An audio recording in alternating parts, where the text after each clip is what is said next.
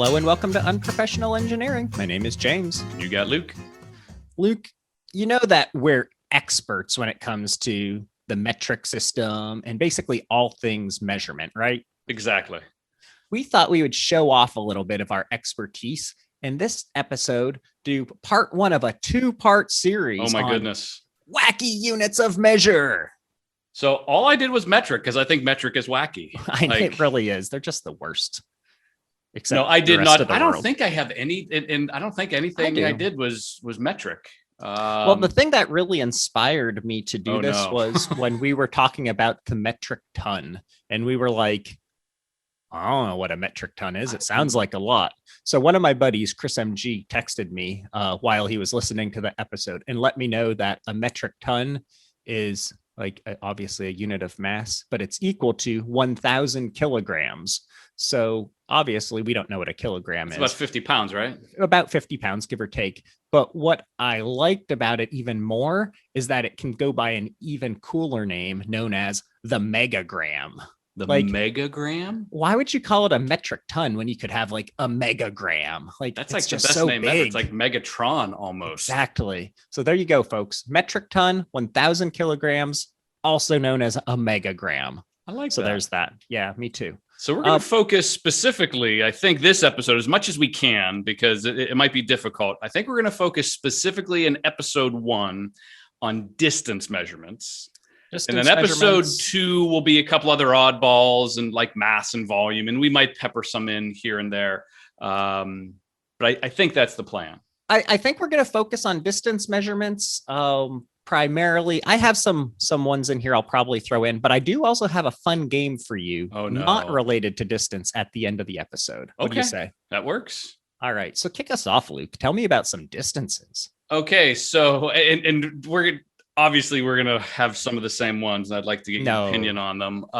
So the first one that I came up with is something called a beard second. Did you see this one? You're coming out of the gate strong, man. You have to do the weirdest one. So it's a beard second, which is, it's weird because this is a distance measurement. And it's the unit was inspired by the light year. And it's an extremely short distance. A beard second is defined as the length an average physicist's beard grows in 1 second. And it's roughly, and it's up for debate. Apparently, this is super contentious. Sure. It's somewhere between 5 to 10 nanometers that your beard grows, if you're a physicist, in 1 second.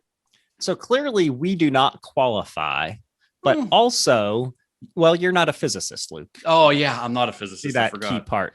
But like, if you just showed your beard, that's like Luke's 1 day growth. Oh, no.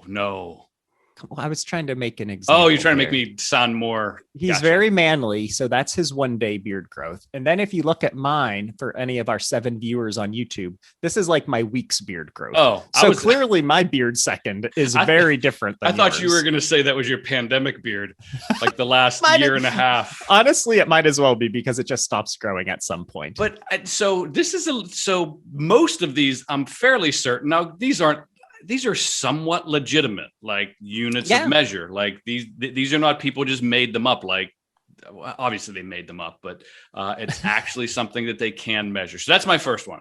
I love it. So you started out really strong. So I'm going to go with one of my favorites as well. How about that? Go. Another unit of distance, the smoot. So first off, I knew a smoot growing up, and we used to call people smoots, which was not very nice. And I apologize if you listen, Mr. Smoot. But a smoot is defined to be equal to 5 feet and 7 inches. Okay, kind of random, right? Very but that's random. Actually the height of Oliver R. Smoot. So Oliver, Ollie, close friend, longtime listener of the show. Sure. He was an MIT student, because of course, who was in a fraternity in 1958, and he was used. He, meaning Oliver Smoot, his physical body, yes, to measure the length of the Harvard Bridge. The bridge's length was measured to be 364.4 smoots, plus or minus 1 ear. So that's cool. That's a great story, right? But then to top it off, the cherry on top of all of this, Luke, is Oliver Smoot later became the chairman of the American National Standards Institute, ANSI, which all of us know, and president of the International Organization for Standardization, for ISO. How cool is that? Yeah, that is just so absurdly ridiculous to me. I love everything about it. So I have a question. So as you get older, James, you'll know this whenever you hit my age. I thought you were going to say puberty, but no. You shrink as you get older. So like you like my dad used to be like super tall. Now I'm guessing he used to be like 5'7" ish, 5'6" ish. My guess is he's probably like 5'5" now with all, so is a smoot a relative distance measurement to Oliver Smoot himself, or is it so. I think it was when Ollie was that height. I think it's officially 5 feet 7 inches. Okay. I'm about a Smoot tall, give or take an ear. So that's pretty cool. But yeah, my parents are for sure shrinking as well. Big time. So how tall is a Smoot? Did you say 5'7"? Yeah, I'm about a Smoot too. Yeah, give or take. I bet you're a couple ears bigger than a Smoot would be. You think? My guess. Yeah, you're a pretty big dude. You're tall. We're both kind of hulking. Okay, Luke, next. Okay, my next one. So this one it's probably one you've heard before, but so there is and these are miles. I'm going to group these together. So there is an English and US mile. This is roughly 5,000. You're saying we've probably heard of the mile before? You may have heard of the mile. I don't know. But what I wasn't aware of, it was 5,280 feet. It used to be 5,000 feet when Queen Elizabeth I was reigning. For some reason, they added 280 feet to the end of it. Who's the queen now? She's been queen for like 4 centuries. I have no idea. Yeah. This was Queen Elizabeth I. It changed after. It changed during that one. So then there's the Scottish mile, which again, I have no idea why it would be different. This is 5,952 feet. And then there's an Irish mile, which is 6,720 feet. And I don't, and then there's the country mile, and the country mile is just a very long distance. So when somebody says I walked a country mile, that's just walked a long distance. So I think it's interesting that based off of what like country you're in, and these are old measurements nowadays, they're all standardized, but these are older measurements where a mile in Scotland was different than a mile in Ireland. I'm assuming maybe, it has something to do with leaving the pub, maybe in Scotland and Ireland. Maybe you took a couple sideways steps in there. There's a couple, you're staggering a little bit. I don't know. I'm not exactly sure, but yeah. So multiple mile differences depending on if you're in Scotland or Ireland. Very interesting. So can I rattle like 3 of them off because they're all kind of tied together. So first off, the furlong. Most of us have probably heard of the furlong, almost as much as we've heard of the mile, which is a much rarer unit. Almost. So the furlong is a unit of measure of distance. Again, imperial units. So countries like the United States of America and like 2 others in the world use something like this. It's equal to 1/8 of a mile, the 5,280 foot mile, equivalent to 660 feet, 220 yards, 40 rods, 10 chains, or approximately 201 meters. So that begs the question, what is a rod and what is a chain? Exactly. A rod is an old English measurement for distance of 16.5 feet or 5.029 meters, with variations from 9 to 28 feet also being used. Because why not? It's also called a perch or a pole. So you could measure something in poles, which is also a rod. Interesting. And then there's the chain. And I like the chain. It's a unit of measure of 66 feet. So obviously 22 yards.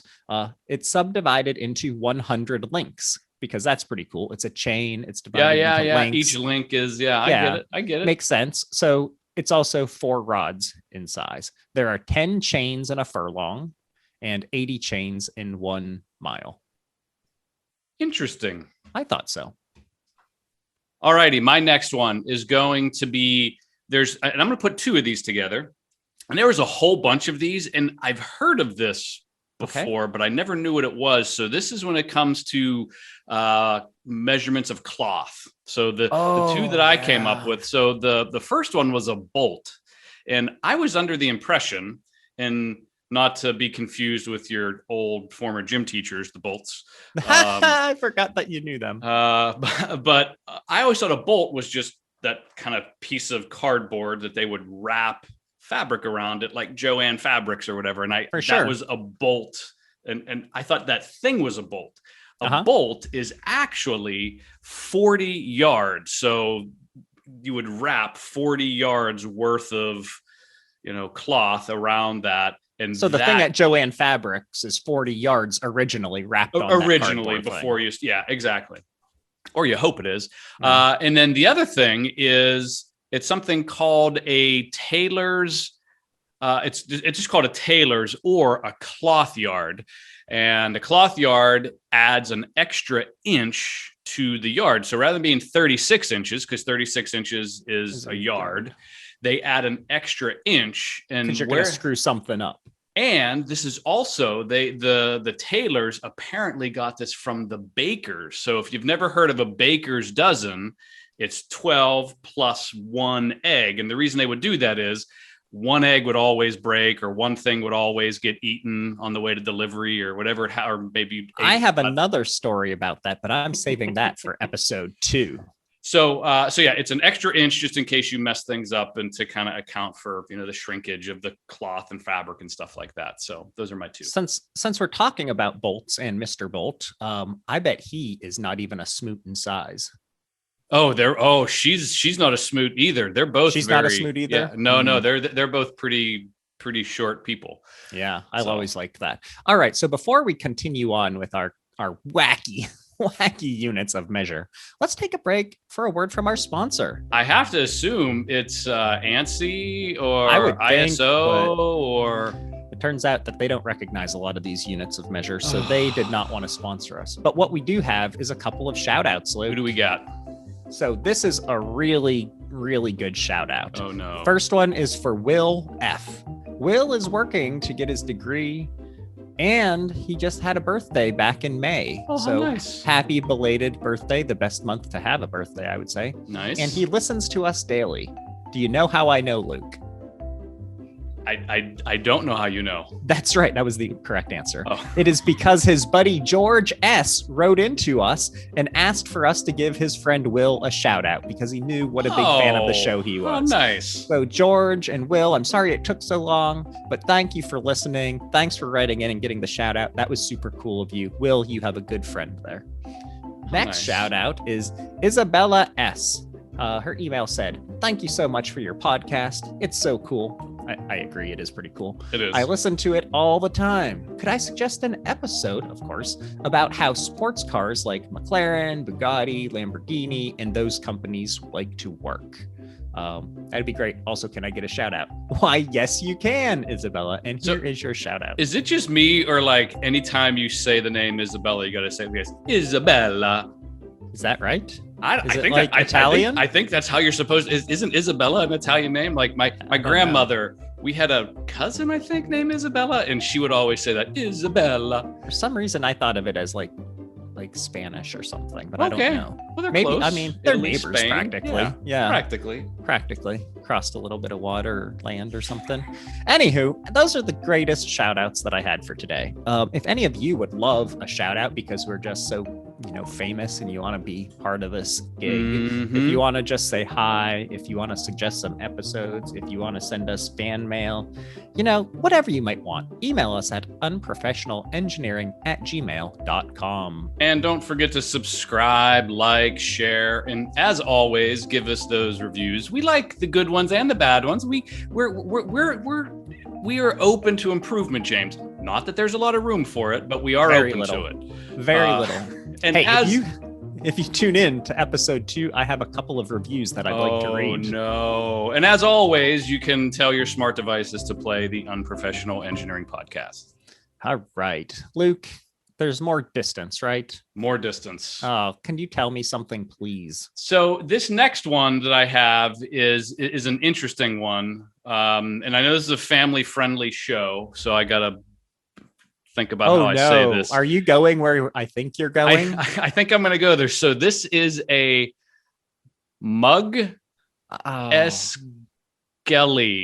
Muggeseggle. This is equivalent. You're doing this. What do you mean? It's a unit of measure. I don't know how it's a unit of measure. It's a literal unit of measure. Yeah. So I don't know how you say it. I'm going to say Magagala. I have the pronunciation in episode 2, but go ahead. Oh, did I ruin your episode 2? Keep going. We can revisit. So this is equal to the length of a housefly's manhood, sexual organs. So I can't believe you brought that one up. But the crazy thing is, like, so first of all, what scientist or person that, like, I guess if, like, you do work with houseflies, like if that's a part of the research you do, you know, you're looking at them under a microscope, you probably see all their different body parts, and you kind of, you know, figure that kind of stuff out. So it's that body part on a housefly. Thanks, Sorry, Luke. I didn't mean to go there, James. I was honestly going to say that it wasn't appropriate for the show and that they should go Google it. But you know what? You went there, and I'm proud of you for that. It's, you know, we might have to edit it out. We'll see. Okay, moving on. I have just a bunch of weird ones that came up. Let's see here. Where should I go first? I'm going to go with the Megalithic Yard. Yeah, I saw that one. It's a super cool name, Megalithic. That's really cool. But it's really an odd way that it came about. So after analyzing survey data from over 250 stone circles in England and Scotland, because why wouldn't you have all these stone circles sitting around? Scottish professor in engineering, Alexander Thom, Thom, like Thomas, came to the conclusion that there must have been a common unit of measure for these constructions, which he called the megalithic yard, which was equivalent to 0.9074 yards. Why? That just feels like why didn't he just say it's 0.91 yards instead? But anywho, there's people out there measuring stone circles in the UK. Next up, Siriometer. I like that one. Did you see this one? That was one I was going to do, so go ahead. So the Siriometer is a rarely used measurement that is equal to 1 million astronomical units, or 1 million times the average distance between the sun and Earth. It's about 15.8 light years, and it's about twice the distance from the Earth to the star Sirius, and I guess that's where the name Siriometer comes in. Sirius. Is it Sirius or Cyrus? Sirius. Sirio. Siriometer? Isn't it Sirius Black in Harry Potter? Isn't he the Godfather? So, what are we talking about? Harry Potter. Oh yeah, he's his godfather. Of course he is. So like a James-ometer would be like the distance from my house to your house. I think so, which is, I mean, not that long. It's certainly not 15.8 light years or whatever. No, it's not. It feels like it though sometimes. Oh my goodness. Thanks a lot, tunnel traffic. All right. The pyramid inch, Luke. You stole mine, you jerk. Oh, I'm sorry. It's claimed by the pyramidologists. Literally, that's it a says thing? That pyramidologist to have been used in ancient times. It was 1/25th of a sacred cubit, which is 1.00106 British inches, or 2.54 centimeters. So I guess it just has to do with the construction of the pyramids, would be my guess.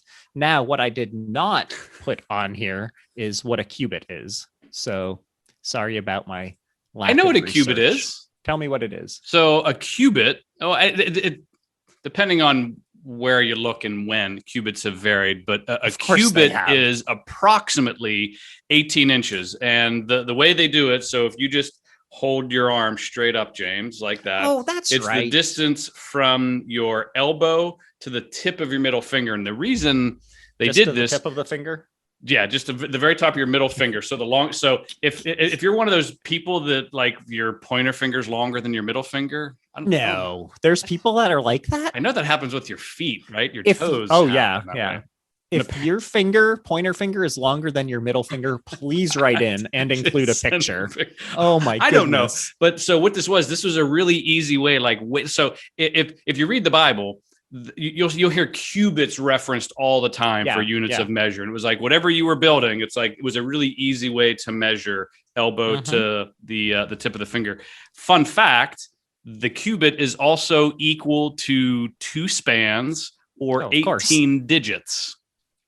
I don't know. Which I assume are like finger sizes or something. I'm sorry, 28 digits. Yeah. I'm assuming if you took 28 of those, I don't know. I don't know either. Depends how long your pointer finger is, I guess. Exactly.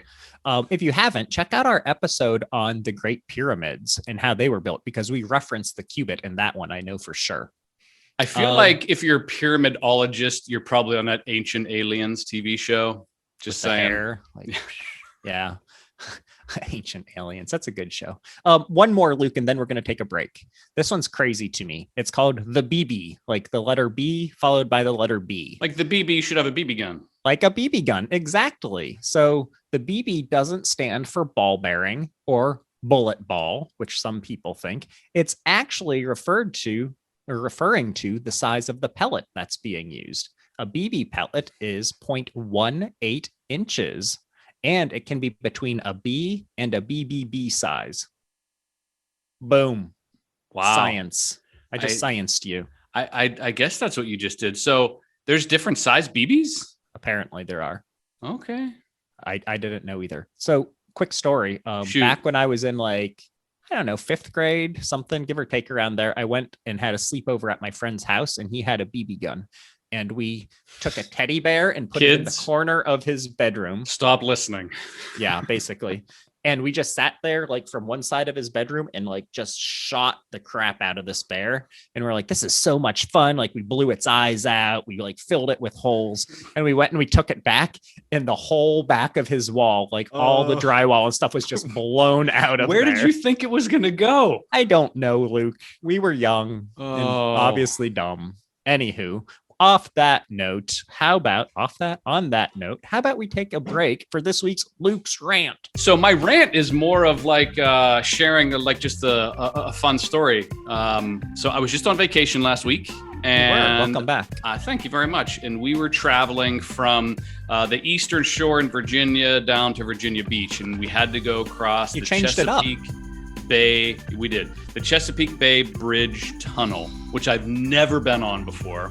No, I guess I've gone down to Virginia Beach, but I've always come this way rather than going out in that eastern shore area. Oh. So I've never driven on it, and my wife was really nervous about it because the idea of going across a bridge that long and then going under the water. So we're across the bridge, and it's okay. It's much wider than I thought. We were all enjoying ourselves. We go into the first tunnel because there's actually 2 of them on the bridge. And we're driving, and for fun, I turned on the windshield wipers really quick so the water squirts out. So the water hits the windshield, and I yell, "Oh my goodness, the tunnel's leaking!" And my wife got really nervous. Oh my goodness! Here, it was just the washer fluid. And I kept on saying, yeah, I wonder if this is the one I heard about in the news last week that they were having some leaking problems, the whole time driving through the tunnel. You did not do this. Oh my goodness! And she had genuine anxiety about doing this. And I just kept talking about and I said, oh, look at those maintenance crews. I hope they fix that hole. And I just kept saying it the whole time. She was so incredibly mad. Did she speak to you the rest of the trip? She did. But she was. Oh my goodness. She was genuinely nervous, and I totally made it worse. So it's kind of a fun story for me, but not. That's for the fun of being married, right? Yeah. But not fun for her. So. Oh man, that's outstanding. Well done. I completely approve of that. But isn't that one of the longest? I think there's some down in the Florida Keys. I think it's one of the longest bridges, tunnel combinations in the world, I think. I'm not a fan. I'll tell you that. You've driven across it? Oh yeah. Just last year. We have an episode on bridges. from long time ago, and it talks about the longest ones of the different flavors and whatnot. Check that out. That's a good one from honestly 200 something episodes ago. All right, back to units of measure, Luke. The next one that I wanted to mention, and we've mentioned it before, is the Gillette. And I think this is another one that encouraged us to do this. American physicist Ted Maiman,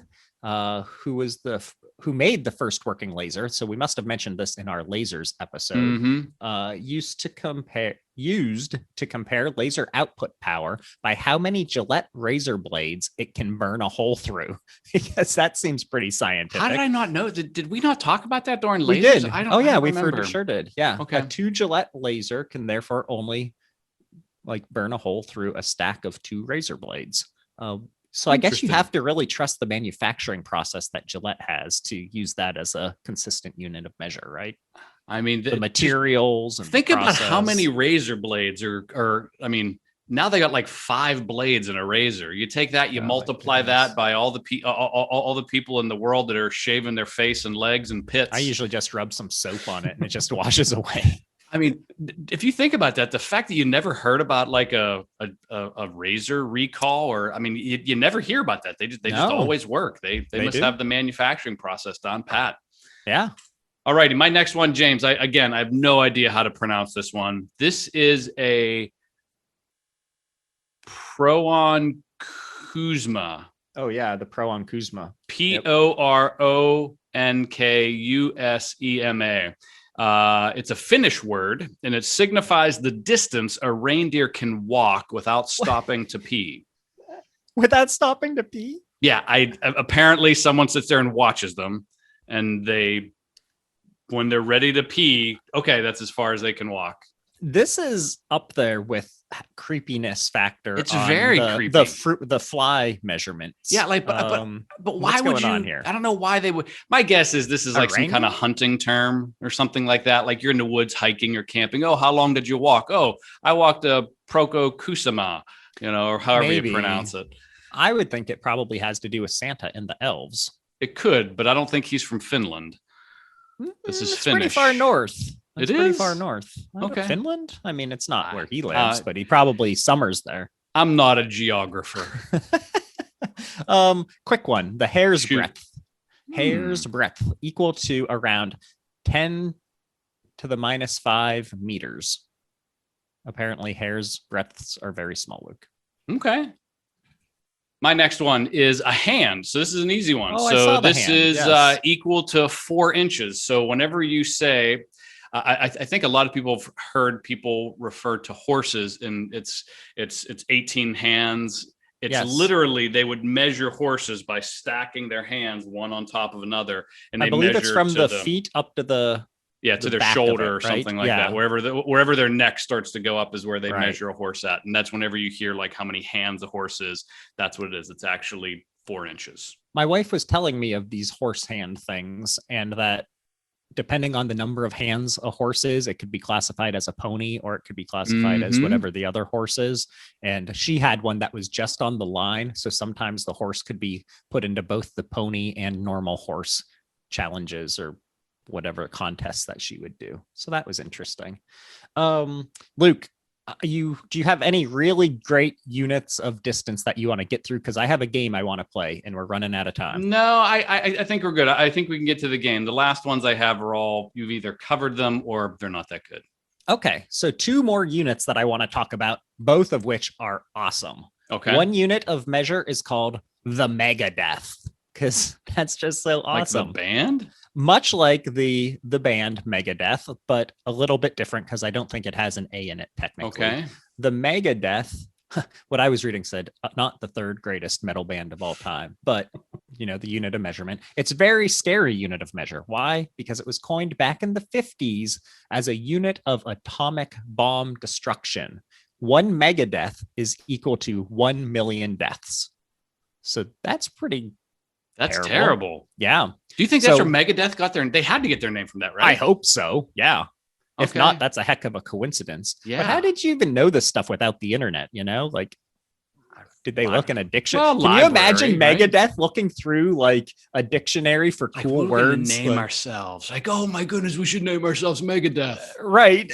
Exactly. The next one is the micromort. So along the same M-O-R-T? M-I-C-R-O-M-O-R-T, micromort. Gotcha. So it's along the same lines. It's a unit for measuring the statistical probability of death. One micromort is a 1 in a million chance of death. So smoking 1.4 cigarettes or spending 1 hour in a coal mine increases your risk of death by precisely 1 micromort. So don't smoke, kids. Don't go into coal mines. That's reasonable.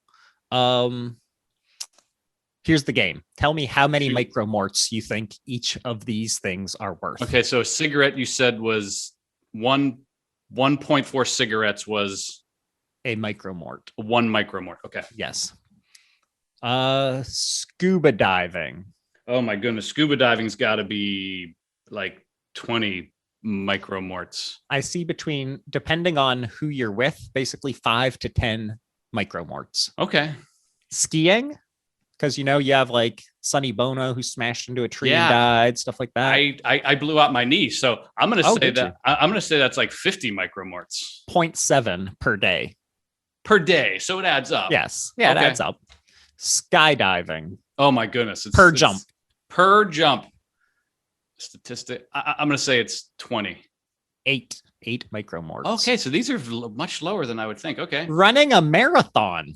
Okay, running a marathon could kill you. Heart attack, yada, yada, yada. I'm going to say 12 micromorts. Good. 7 micromorts. Okay, I'm getting closer. So that puts something in perspective for me.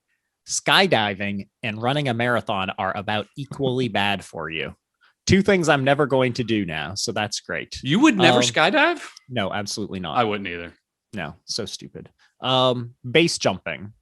Oh, 10 micromorts. 430 per jump. What's the difference between skydiving and base jumping? It's the same thing, isn't it? I think you're tied to a string for base jumping. I think, or maybe that's the one that you have like the squirrel suit on. I don't remember. Okay, so mountaineering, 2 options here. Ascent to the Matterhorn. I'm going to say 100 micromorts. 2,800. A lot of people die. Yeah, my guess is the people that go, a lot of them die. I think there were 213 deaths out of 75,000 ascensions. That's terrible. And then mountaineering, ascending Mount Everest. Oh, Everest is the worst. If that's 2,000, it's got to be like 10,000. 37,932 micromorts. 223 deaths to 5,656 successes. 223 deaths. Yeah. Oh my goodness. Yeah. So just a few other. That was a lot of fun. I don't want to do all of these, but activities that increase death risk by roughly 1 micromort would include 6 miles on a motorcycle, walking 17 miles, probably getting hit by a car or something. 10 to 20 miles on a bicycle because of accidents. Every 230 miles you drive in a car is another micromort. 1,000 miles by jet, 6,000 miles by train, or 12,000 miles by jet in the United States. Oh, because air travel super safe. Air travel super safe. Most of this was actually accounted for by terrorism and things like that. So the worst is driving a motorcycle. Well, don't climb Mount Everest. Yeah, but a motorcycle super unsafe. It's going to take all the time off your life. Gotcha. Giving birth, 170 micromorts. Yeah, with a C-section. So there's that. I think I'm going to stop there with all of the death talk. Oh, goodness gracious. Oh, one more. Taking ecstasy, 0.5 micromorts per tablet. Kids, rises up to 13 if you're on other drugs. Don't do it. Drugs. That's right. So, Luke, anything else you want to cover in this episode? No, this was fun. A lot of things I learned about that I've never heard of before. So I have lots of random banter the next time I hang out with family. That is so good. And that's what it's all about, isn't it? It is. It is. All right. So as I mentioned, this is only part 1 of our 2-part series. There's a lot of awesome units that we're going to be covering. They're super wacky. So join us for part 2. Hopefully you learned something, really enjoyed this fun episode. And until next time. See ya.